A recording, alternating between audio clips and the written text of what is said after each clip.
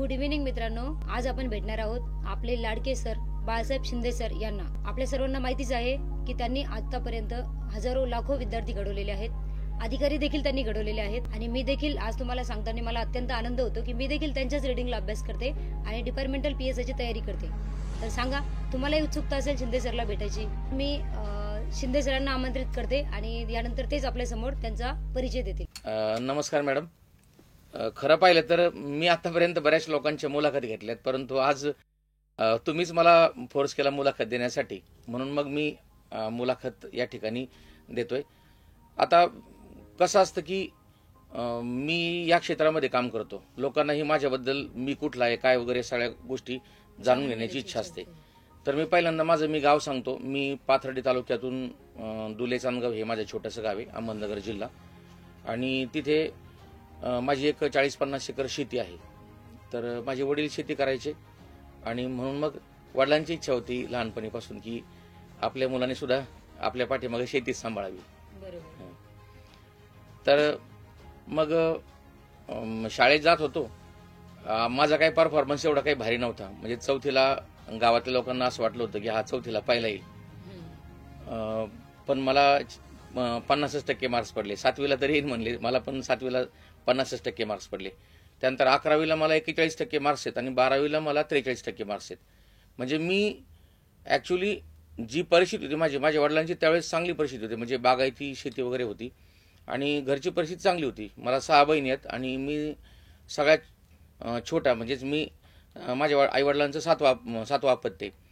पण मला जे वातावरण मिळालं होतं त्या पद्धतीने मी कधी शिकलोच नाही. म्हणजे मला त्या गोष्टीचं कधी महत्त्वच कळलं नाही आणि म्हणून फक्त कॉलेजला जायचं म्हणून मी जात होतो. आणि मग अशा प्रकारे माझा एकदम पुअर परफॉर्मन्स होता. प्राथमिक शिक्षण तुमचं अशा प्रकारे गेलंय. अच्छा सर, मग तुम्हाला शिक्षणामध्ये रुची कधीपासून निर्माण व्हायला लागली? नाही, ऍक्च्युली काय झालं की मी BSc ला गेलो होतो फर्स्ट इयरला, शेवगाव म्हणून तिथं जवळच तालुका आहे तिथं. आणि मी BSc ला नापास झालो. म्हणजे माझे जवळजवळ 2च विषय निघाले, बाकी सगळेच विषयात नापास झालो. आणि तेवढ्यात माझ्या वडिलांना अटॅक आला होता. मग त्यावेळेस माझ्यावर जबाबदारी पडली. मग एक गोष्ट मला जाणवली की वडील हे सगळं मॅनेज कसं करत असतील. आणि मग वडील थोडे सावरले, ते बरे झाले, त्यांनी परत त्यांचा कारभार हातात घेतला आणि ते पाहायला लागले. पण मला एक गोष्ट त्यावेळेस कळाली की आपण जेवढं सोपं समजतो तेवढा सोपा नसतो संसार.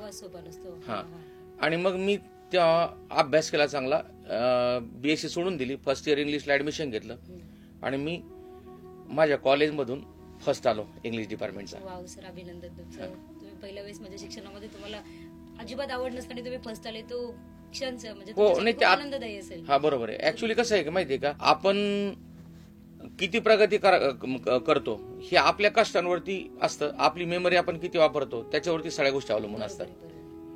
आपली इच्छाशक्ती पण डिपेंड करते. हो बरोबर आहे. मग सर, तुम्ही आतापर्यंत एवढे अधिकारी घडवले महाराष्ट्रामध्ये, एवढे सगळे म्हणजे सगळे विद्यार्थी तुम्हाला लाईक करतात, ऑल महाराष्ट्रामध्ये तुमचं नाव आहे. तर तुम्हाला असं म्हणजे मनामध्ये कधी आलं की बाबा आपण महाराष्ट्राच्या विद्यार्थ्यांसाठी काहीतरी करायला पाहिजे? शिक्षणामध्ये तुम्हाला एवढी आवड आहे, तुमचं एवढं नॉलेज, म्हणजे या नॉलेजच्या माध्यमातून तुम्ही तुमचं नॉलेज मुलांपर्यंत पोहोचावं असं तुम्हाला कधी वाटलं? ऍक्च्युली काय झालं होतं की मी एका शाळेवरती सर्व्हिसला होतो. ती शाळा नॉन रँड होती आणि माझी म्हणजे त्या ठिकाणी पोस्टच नव्हती. मी एक भोळ्या आशेने, आता ऍक्च्युली काय असतं माहितीये का, माझ्यासारखे अनेक नॉन रँड वरती काम करणारे जे शिक्षक येतात, तर त्या शिक्षकांना हेच माहित नसतं की त्यांचं पद उद्या निर्माण होणार आहे की नाहीये. ते फक्त ब्लाइंडली काम करत असतात. म्हणून मी पण तसंच करत होतो. 10 वर्षानंतर कळालं की माझ्या जी पोस्ट होती त्या पोस्टला कधीच ग्रँड येणार नाही. आणि नंतर मग थोडी किरकिर झाली. संचालकाला मी म्हटलं की तुम्ही मला फसवलं वगैरे, अमुक तमुक असं झालं बरंचसं. मग ते म्हणले तुला सोडून जायचं तर सोडून जा. त्यांनी मग मला काढून टाकलं शाळेतून. मग त्याच्यानंतर मग मी अभ्यास केला 6 महिने. तर 6 महिने अभ्यास केल्यानंतर मला जलसंपदाच्या 2 पोस्ट मिळाल्या, सहकारची 1 मिळाली आणि त्याच दरम्यान माझ्या राज्यसेवेचा सुद्धा रिझल्ट होता. तर मी जलसंपदाची पहिली पोस्ट मिळाली म्हणून मग मी ती घेऊन टाकली. तर मी नेवाशाला होतो सर्व्हिसला. नंतर एक विचार केला की हे जे इथं आपण काम करतोय हे याच्यापेक्षा मला वेगळं काहीतरी करायचं होतं. समाधानी नव्हते तुम्ही? हा, मी समाधानी नव्हतो. आणि म्हणून मग मी 2013-14 मध्ये राजीनामा दिला. पण त्याच्या अगोदरच मी औरंगाबादला क्लास सुरू केला होता छत्रपती संभाजीनगरला. आणि मग तिथपासून मग सुरू झालं, कारण माझं पॅशन होतं, मला टीचिंगच करायचं होतं. टीचिंग करायची होती. टीचिंग मध्ये तुम्हाला पहिल्यापासून आवड आहे, आपल्या सगळ्यांना विद्यार्थ्यांना माहिती आहे, मलाही माहिती आहे पर्सनली. हो. तुमचं काही ध्येय होतं का जेव्हा तुम्ही म्हणजे एक्झाम पास केली, बाबा एक सर्व्हिस तुम्ही जॉईन केली, त्याच्यानंतर तुम्हाला काही म्हणजे त्या क्षेत्रामध्ये पुढे जायचं असं कधी तुमच्या मनामध्ये विचार नाही आला? नाही, ऍक्च्युली मी सर्व्हिस जॉईन यासाठी केली होती की मी सगळीकडेच बदनाम झालो होतो. म्हणजे माझं वय त्यावेळी 37.5, म्हणजेच मी 37 वर्षांचा होतो. मग ज्यावेळेस माणूस एखादा 37 वर्षाचा होतो आणि त्याचं कुठल्याच प्रकारचं इन्कम सोर्स नसतं, मला मुलगा पण होती आणि मुलगी पण होती, तर मला सर्व्हिस मिळवायची होती फक्त हे लोकांना दाखवण्यासाठी की मी आयुष्यात काहीतरी करू शकतो. म्हणून मी त्या सर्व्हिस हे केल्या. कारण सर्व्हिस सोडून जर मी इकडे एमपीएससी क्षेत्रात आलो जर नसतो तर लोकांनी मला किंमत दिली नसती. म्हणजे लोकांना असं वाटलं की हा सर्व्हिस सोडून इकडे आलाय, याचा अर्थ त्याच्यात कॅपेबिलिटी आहे ती की हा शिकू शकतो. म्हणून मग तुमची आवड होती की मुलांना हो शिकवण्यामध्ये हो आपला हिस्सा पहिल्यापासूनच असावा, आवड होती मला. तुम्ही ती नोकरी सोडून या फील्डमध्ये आले, हो. शिक्षणाच्या फील्डमध्ये आले की आपल्याकडून काहीतरी विद्यार्थी घडायला पाहिजे असं तुमचं पहिल्यापासूनच स्वप्न होतं. हो हो. अच्छा सर, म्हणजे मी पण बघितलंय तुम्हाला की मी 2 वर्षापासून रिडिंगला येते सगळं की म्हणजे तुमचं एज आता तुमचं हे सांगाल का? माझं एज आहे 54. 54 वयामध्ये असताना सर मी तुम्हाला बघते की तुम्ही किती मेहनत करता. 6-6:30 तुमचे लेक्चर असतात.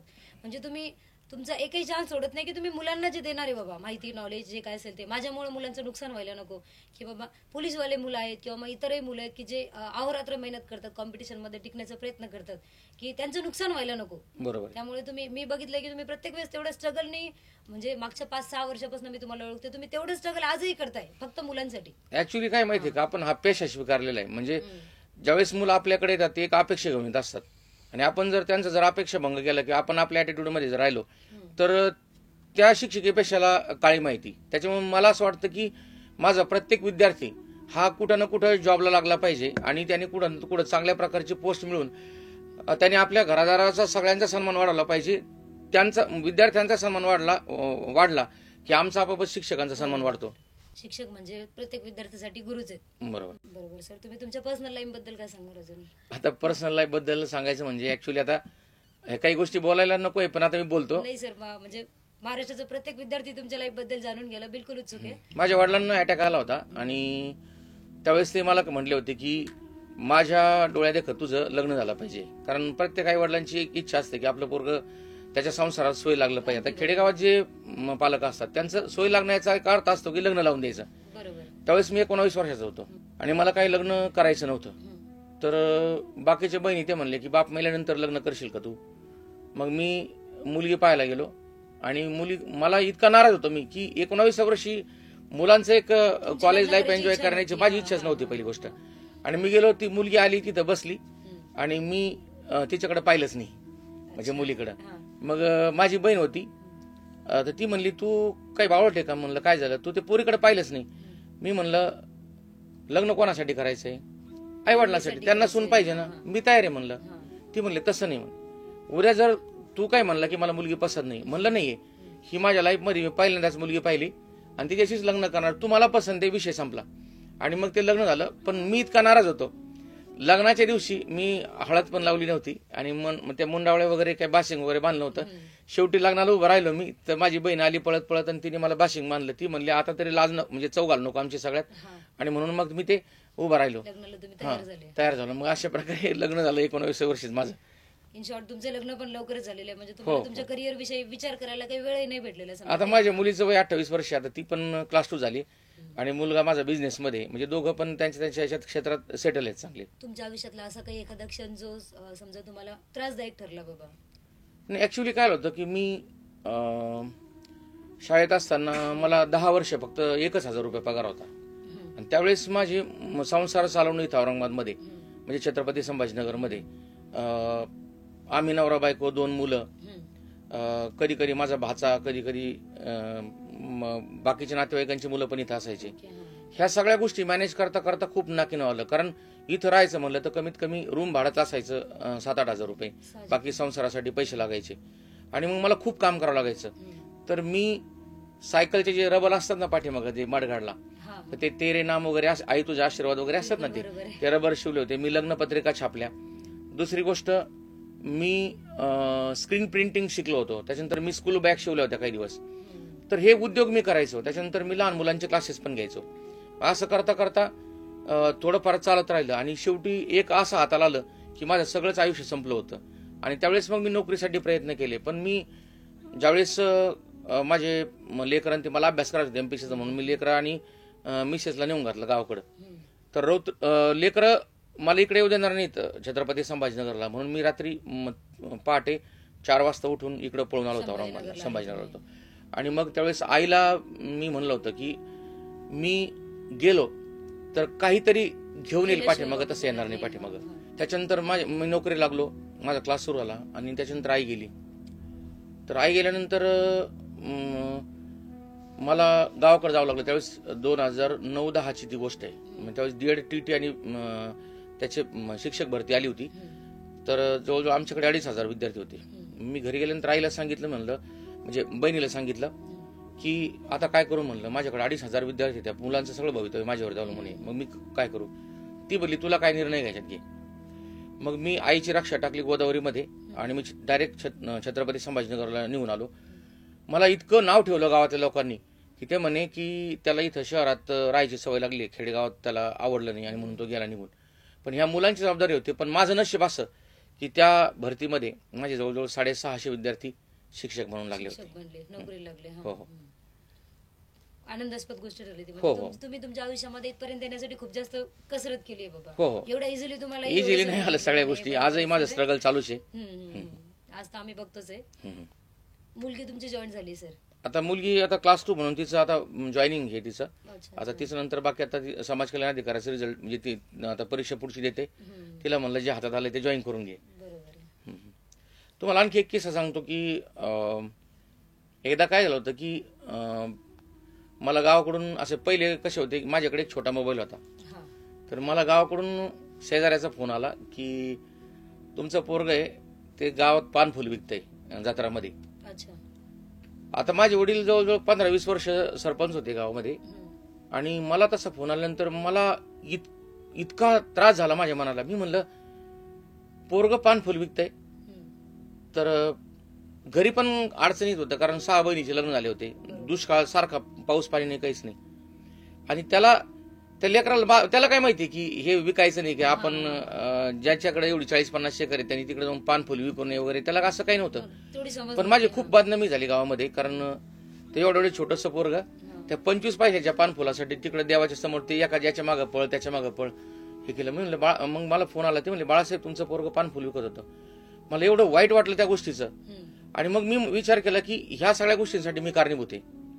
म्हणजे कसं असतं की घरातला जो करता माणूस आहे तो जर ना करता असेल तर त्या लोकांनी, म्हाताऱ्या लोकांनी, छोट्या मुलांनी पाहायचं कोणाकडे शेवटी. आणि म्हणून मग मी जे प्रयत्न केले तर नोकरी लागल्यानंतर त्यांना 8 दिवसात इथं घेऊन आलो. आणि नोकरी लागल्यानंतर माझा क्लास पण चालू होता. तर आई वडिलांची इच्छा होती की घर बांधावं. तर त्याच्यानंतर वडील गेले. तर वडील गेल्यानंतर ज्या दिवशी दावा होता त्या दिवशीच मी घराची कुदळ टाकली, बोर वगैरे सगळं घेऊन. लोक म्हणले त्याला आनंद झाला, लगेच त्यांनी कुदळ पण टाकली म्हणे याच्यात घर बांधण्यासाठी. तर मग ते मी घर बांधलं त्यांचे, कारण मी त्यांना जास्त काही देऊ शकलो नाही, कारण ज्यावेळेस त्यांच्यासाठी मला काही करायचं होतं त्यावेळेस माझ्याजवळ काहीच नव्हतं. पण ते ज्यावेळेस गेले त्यावेळेस माझ्याजवळ सगळ्याच गोष्टी आल्या. म्हणून आता मी माझे सगळे नातेवाईक असतील किंवा कोणी असेल, मी त्यांना सरळ हाताने इतकी प्रचंड मदत करतो की कारण जे त्यांची अपेक्षा होती त्याप्रमाणे मी वागण्याचा प्रयत्न करतोय.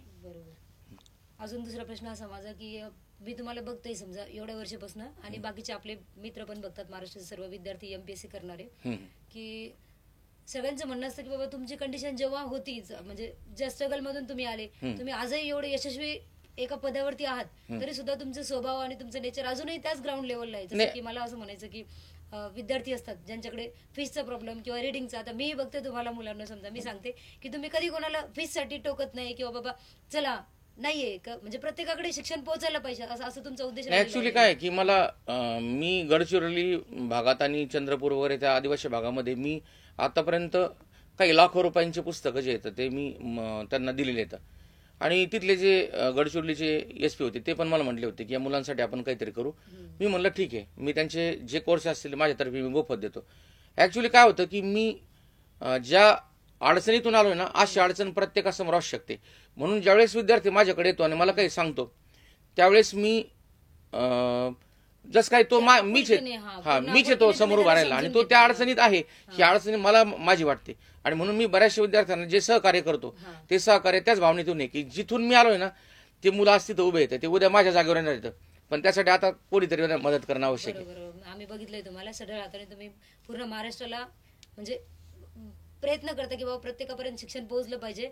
आणि जशी अडचण समजा मुलांना पैशामुळे येते की बाबा शिक्षण त्यांच्यापर्यंत पोहोचू शकत नाही, बरोबर. कंडिशन त्यांच्यावरती नाही आली पाहिजे, याचा तुम्ही पुरेपूर एक केस सांगतो मी तुम्हाला. मी नगरवरून येत होतो आणि नगरवरून येत असताना काय झालं की त्यावेळेस माझे पुण्याला क्लास होते. मी नीर पायजामा घालायचो आणि मी मफलर घेऊन जायला गेलो होतो, थंडी दिवस होते आणि त्यावेळेस न्यायालयाचा पेपर होता. तर मला ते सर म्हणले की तुम्ही तोंड उघडं ठेवून जाऊ नका म्हणे, पोरं तुम्हाला गराडा घालतील म्हणले, तिथं गोळा होतील. मग मी तोंड मानलं आणि तेवढ्याच मी बसलो आतमध्ये आणि तेवढ्याच सगळी गर्दी झाली, मुलंच होते. आता एक मुलगा, मी खिडकी शेजारी बसलो होते, दोन मुलं आले माझ्या शेजारी बसले, 3 सीट होते त्या तिथं बसण्यासाठी जागा. तर मग ते एक मुलगा म्हणलं, ओ काका इकडं सारखं मला जागा पाहिजे खिडकीची. मग मी सरकलो इकडं आणि ते लागले माझ्या मांडीवर त्यांनी प्रश्नपत्रिका ठेवली, याचं उत्तर काय त्याचं उत्तर काय, ते लागले खुणा करायला. मग मी काय केलं की त्यांची प्रश्नपत्रिका घेतली, पेन काढला आणि पटपट इंग्लिश मराठीच्या पुन्हा करून दिल्या. ते म्हणले केली का आमची प्रश्नपत्रिका घाण आणि तुम्हाला काय येतं. म्हणलं मी 4थी 5वीला स्कॉलरशिप शिकवतो, तर हे मी तुम्ही उत्तर चेक करून पहा, हे तुमची उत्तर येतील. नगरजवळ आल्यानंतर ते म्हणले काका तुमचा नंबर द्या म्हणे आम्हाला. त्याच्यातलं एक मुलगा म्हणला ठीक आहे तुझा नंबर सांग मला, तू मिस कॉल देतो. आणि मिस कॉल दिल्यानंतर मग त्या मुलाने त्याला कळालं की मी तुमचा त्याला रिंग वाजली, तो म्हणला मी तुमचा नंबर सेव्ह करून गेल्यानंतर. आणि मी तारकपूरला उतरलो आणि तिथून मला याला यायचं होतं, इकडच्या बस स्टँडला यायचं होतं जिथं औरंगाबादला बस लागतात तिकडे. तिथून रिक्षात बसलो, लगेच मला मागून फोन आला, तो मला सर तुमचा नंबर माझ्याकडे सेव्ह होता आणि एवढा मोठा माणूस आमच्या शेजारी बसला होता, पण तुम्ही थोडी सुद्धा आयडेंटिटी दाखवली नाही म्हणे, की ओळख दाखवली नाही की मी शिंदे सर म्हणून. तर मी तुम्हाला एक ग्वाही देतो की आज मला परिस्पर्श झालाय, तर मी तुम्हाला एक पुढच्या वर्षात पोस्ट काढून दाखवतो. तर त्याने मला जी गोष्ट सांगली त्याची की त्याचं होतं, त्याच्या मुलाला छोटा 2 वर्षाच्या मुलाला कॅन्सर झाला होता आणि तो मुलं खूप आजारी होता, त्यांनी सगळी प्रॉपर्टी विकली होती. 2 वर्षानंतर फोन आला की सर माझं सिलेक्शन झालंय. मग अशा काही गोष्टी असं वाटतात की आपला जन्म एवढ्या चांगल्या सत्कार्यासाठी झालाय, मग आपण संकुचितपणा का करावा. बरोबर आहे. तुमच्यासारखे विचार सगळ्या शिक्षकांचे असो आणि आमच्यासारखे म्हणजे महाराष्ट्राला तुमच्यासारखा गुरु लाभणं, तुमच्यासारखा शिक्षक लाभणं खरंच आम्ही आमचं भाग्य समजतो. मी असं म्हणजे माझं असं म्हणणं नाही की मी सर्वश्रेष्ठ आहे, पण मी जे कष्ट करतो ना त्या कष्टाची कुठंतरी मुलांना एक पॉझिटिव्ह एनर्जी माझ्याकडून त्यांच्यात जाते, एवढंच आहे. म्हणजे मी सर्वज्ञ नाहीये, मला अजूनही काही गोष्टी कळत नाहीत, परंतु मी जे एवढे कष्ट करतो ना त्या कष्टातून त्यांना जी पॉझिटिव्ह एनर्जी जाते त्यामुळे मुलांचं बऱ्यापैकी सिलेक्शन होतं. आणि आतापर्यंत मला असं वाटतं PSIच्याच बाबतीमध्ये 3,500च्या आसपास आपण PSI दिले तर, आणि आताच्या बॅच मधून माझी इच्छा आहे की 600 ज्या जागा आहेत त्यातून तुमचा पण नंबर लागो आणि बाकी सगळे इथं जेवढे आपल्या संपर्क आहेत त्यांचे नंबर लागू अशा अपेक्षा करेल. आणि तुम्हाला मी वचन देते की खूप सारे PSI आपले डिपार्टमेंटल पण होतील आणि बाहेरचेही मुलं सर खूप जास्त तुमचे फॅन आहेत. म्हणजे मी तुम्हाला सांगितलं ना की 5 मिनिटापूर्वी की आम्ही जेव्हा बोलतो ना की आम्ही शिंदे सरच्या रिडिंगला आहे, हो का तुम्ही बाळासाहेब शिंदे सरच्या रिडिंगला आहे का, मग तुम्ही त्यांना रोज भेटत असणार, अशा प्रकारच्या गप्पा होत्या सर. खूप प्राऊड फील वाटतं की आम्ही तुमच्या रिडिंगला आणि तुम्ही आमच्यासाठी इतकं करता आणि महाराष्ट्राच्या प्रत्येक मुलांसाठी तुम्ही इतकं करता आणि तुमचा एवढा म्हणजे बिलकुल तुम्हाला त्या गोष्टीचा 1% आम्ही म्हणजे ऍटिट्यूड नाही बघितला आहे, कधी जाणीव नाही झाली त्या गोष्टी. आता शेवटी कसं आहे की आपण ऍटिट्यूड दाखवायचं, जे स्वतःच्या करिअरसाठी स्ट्रगल करतायत त्यांच्या समोर ऍटिट्यूड दाखवायचं नसतो, त्यांना सहकार्य करायचं असतं आणि म्हणून त्यांना तेवढंच प्रेम द्यायचं असतं की जे आपण आपल्या लेकरांना देतो. अजून काय सांगणार सर तुम्ही मुलांना, मित्रांना आमच्या? काही नाही, मी एवढंच सांगेल की ही मुलाखत एक फक्त औपचारिकता म्हणून घेतली, म्हणजे मला माझं काही सांगायचं होतं अशातला काही प्रकार नाही. विद्यार्थी मित्रांनो मी तुम्हाला एकच सल्ला देईल, आयुष्यात कष्टाशिवाय कोणताच पर्याय नाहीये. तुम्हाला प्रचंड मेहनत तुम्हाला ह्या शिखरावरती घेऊन जातील आणि जर तुम्ही आळसपणा जर केला किंवा व्यवस्थितरित्या तुम्ही तुमच्या करिअरचा विचार जर नाही केला तर मग तुम्ही ज्या ठिकाणी आहात त्याच ठिकाणी तुम्हाला समाधान मानावं लागेल. तर मी महाराष्ट्रातील तमाम विद्यार्थ्यांना अगदी नम्र विनंती करतो की तुम्ही तुमच्या आईवडिलांना डोळ्यासमोर ठेवून तुम्ही तुमचं स्ट्रगल चालू ठेवा. एक दिवस तुमचा आहे, याच ठिकाणी स्टुडिओमध्ये तुमची मुलाखत मी घेईल, एक दिवस तुमच्या अंगावरती गुलाल येईल आणि या खुर्चीवरती मला बसायचे जाऊन, हे स्वप्न तुम्ही बाळगा. मी तुम्हाला सांगतो तयारी करणारे थोडे असतात, शो करणारे भरपूर असतात, त्या तयारी करणाऱ्यापैकी तुम्ही व्हा अशी मी आपल्या सगळ्यांना विनंती करतो. आणि मॅडमनी माझी मुलाखत घेतली त्याबद्दलही त्यांचे आभार मानतो. तर बघा मित्रांनो, सरांनी इतकं म्हणजे आपल्याला जी उत्सुकता होती त्यांच्याबद्दल त्यांनी फ्री फ्रँक कुठलाही म्हणजे दरार न ठेवता त्यांनी आपल्या फॅमिलीबद्दल किंवा आपल्या सगळ्यांबद्दल आपल्याला जे अपेक्षित होते ते सांगितलेलं आहे. आणि अशा प्रकारे मी म्हणजे माझं भाग्य समजते. आणि मी तुम्हाला एक गोष्ट सांगते याच्यातनं की मी आता सध्या कॉन्स्टेबल आहे. जरी मी PSIची तयारी करत असले आणि मी स्वतःला प्रूव्ह करेल सर समोर, मी सर तुम्हाला नक्की इंटरव्ह्यू घेण्याचा चान्स देईल. आणि माझी इच्छा असावं की माझी इंटरव्ह्यू तुम्हीच घेतला पाहिजे. अगदी शुभेच्छा तुम्हाला. हा. आणि सर असे खूप सारे मुलं पास होतील आणि तुमच्या समोर येतील. आम्ही सगळे येऊ ग्रुपनी त्यावेळेस, असं आम्ही तुम्हाला प्रॉमिस करतो सर. चल, धन्यवाद.